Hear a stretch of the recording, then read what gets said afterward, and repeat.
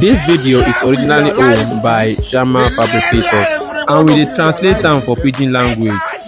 We get so many things that we will talk about today, and it's about your safety. When it comes to your safety, you should not prioritize anything else above your safety. The safety of yourself comes first and nothing else matters. We get so many work we will do for this side. We will say, if you don't put safety first, it will affect you, it will affect your working condition, it will affect your lifestyle, it will affect your medical condition. Remember, say if it affect your family too, because so many people they depend on you. You need to take your safety seriously so that you will go out safely, you go be happy with your family. When we tell you to put your PPE, you get with the talk. So listen and let's learn together. Look at this work for example. If this person no actually put on safety boot, if he don't fall, that is supposed to injure him. Just look at this way happen now.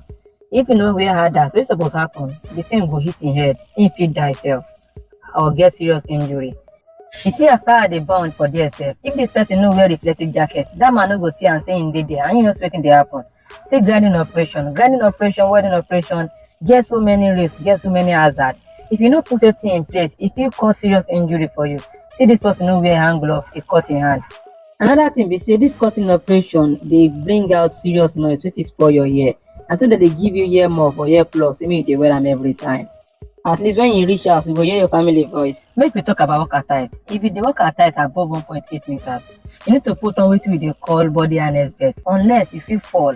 And if you fall yakata for ground, your bone will break and you fit die.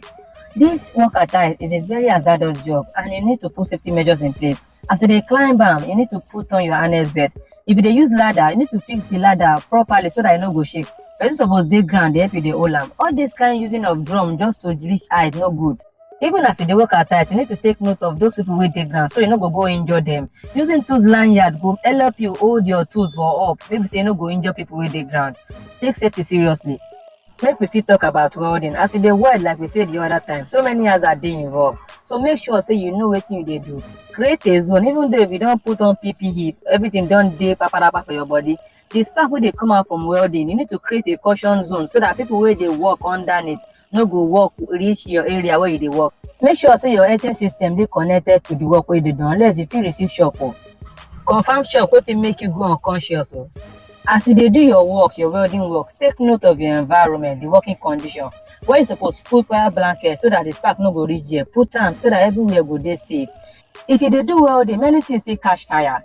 You need to look around your environment where you dey do your welding. All this gas, all this petrol, they fit cause fire. Take note of your safety. Even as safety people dey observe you dey do their work, you sef suppose dey observe signages and wetin dem talk. Good ventilation suppose dey where you dey carry out your welding, your cutting operation. Whether na arc welding you dey do abi you dey use oxyacetylene dey do cutting, you suppose make sure say ventilation dey so that all those smoke wey dey comot go dey go somewhere else. I dey see some of una go dey roll this cylinder. If you know how this thing fit explode or fit cause serious danger, you no go dey roll am. The pressure wey dey inside too high, you no suppose dey roll am. Make sure say you fit am to where e suppose dey. Maybe say that stanchion wey you fit am to go strong well so that in case anything wan happen, that stanchion wey dey like pillar go hold am well. Before you use the welding equipment, check the hose well. Make sure say leakage no dey. Check the body, make sure say crack no dey the body. This oxyacetylene, for example, get one for fuel, get one for oxygen. Make sure say you dey regulate am to how e suppose be. Make the pressure no too much. If you wan regulate am, regulate the fuel first and make sure say you no dey use cigar dey ignite. Find correct igniter, do the ignition, or make the thing stay self-ignitive. And secondly, if you wan regulate am, regulate the oxygen to make sure say the pressure wey you want na the pressure e go be. Find out for leakages. No allow any leakages happen. You know, as you regulate for the fuel, na so you go regulate for the oxygen. No the pressure no too much for the touch. Now this thing we dey call the touch. As you dey carry on your welding, make sure say you get fire watch and you get fire extinguisher. Now make we talk about heavy load lifting operation. No matter the kind crane wey you dey use, maybe na mobile crane o, abi na tower crane o, abi na gantry crane o, lifting operation na always critical work and e require serious safety measure. No matter the kind lifting procedure wey you dey use, the koko be say make this load wey you dey carry make e no shake, make e dey firm kakaraka, make the load no pass wetin the crane abi the belt abi the sling wey you dey use fit carry. Make the load no dey swing as this fit make the load fall. As the crane dey move, dey drop the item, make sure say banksman dey wey go dey monitor the work. Make sure say you create exclusion zone, make person no go dey waka under where lifting operation dey, as this thing fit fall on top person head o. Your lifting director, your banksman and your slinger suppose dey communicate every time. Lifting operation get many things but no be today. Make we talk about fire small. As dem don give you safety control say make you no allow fire happen and fire still happen, you come dey run.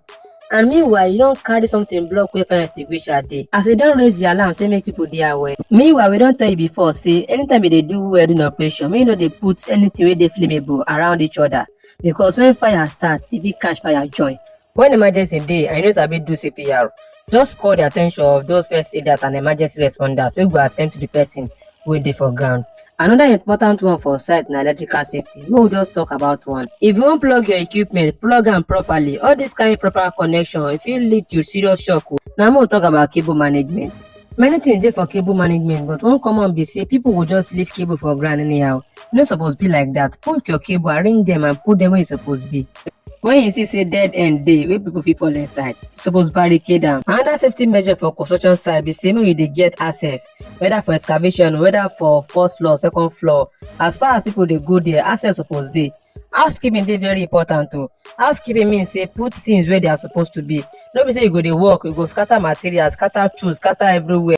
Like say na only you dey work. Even if na only you sef, you still suppose make sure say everywhere dey clean. Make you come dey dirty everywhere with cigar, with different things, e no good. Na dey spit everywhere. You suppose maintain decorum. Other things na the normal safety procedure for site, safety rules. When they tell you say no drinking, no dey drink. If you drink, wey say your sense no go work well again. No smoking when you dey work. If you wan smoke, go where smoking spot dey. Using of phone no dey okay because na distraction. If you dey work for height, go receive call, go fall down. All these simple safety measure wey you think say na wahala dem be, no be wahala, na for your own safety, because for construction site many things dey happen, complex activities, complex projects. Make we dey make sure say safety be our priority at all time, and that is what we have for us on settlement triangular.